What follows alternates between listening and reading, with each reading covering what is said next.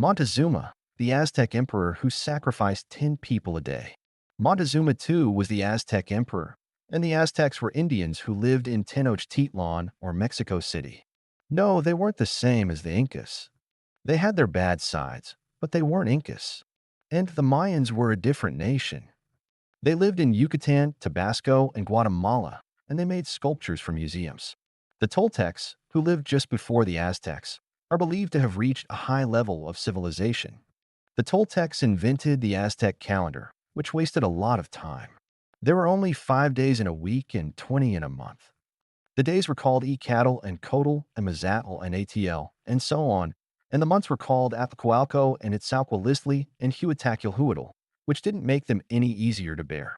This brings us to Quetzalcoatl, who was a solar mythological figure with fair skin and a proud beard, who had left the country a long time ago because of problems with Tezcatlipoca or Yoli-Hecatl, another solar mythological figure.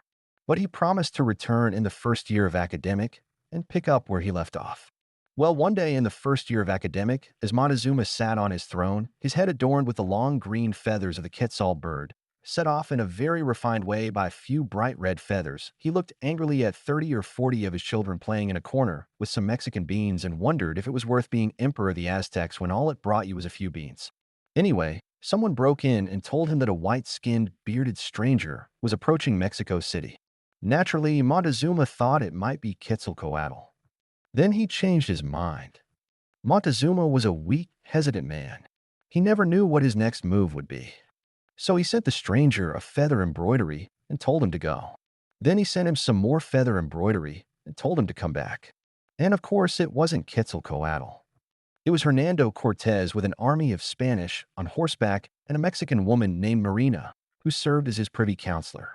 Cortez had heard that Montezuma had a treasury full of gold and jewels worth millions of pesos, and he had come all the way from Cuba specifically to pay him a courtesy visit, to congratulate him on his wealth, and to remind him that a good heart is worth more than all the gold in the world. He had no intention of stealing the gold and jewels and retreating back to Havana. The above statement was just a joke. Cortez arrived in Mexico City on November 8, 1519, or the first year of a cattle. Montezuma gave him some feathers and said he was glad to see him because their peoples had always been on friendly terms. Since Cortez seemed to be poking his nose around a palace looking for something, Montezuma gave him 5 fake emeralds and a necklace made from the shells of Mexican flat-shelled crayfish. As a result, Cortez arrested Montezuma and held him prisoner until he broke out and uncovered a treasure. Montezuma was described as truly delightful company. Once a day, usually in the afternoon, he would don the simple garb of an Aztec priest and make a sacrifice in honor of Mexitl, the god of war, usually 10 slaves. This became his favorite pastime. Montezuma had simple tastes. He enjoyed drinking chocolatl and eating stew dog and corn baked on bread. Montezuma always dined alone behind a screen. The nobles sat on the other side of the screen and listened. The Aztecs were greatly distressed, for Montezuma had no right to give the national treasure to any and all who wanted it.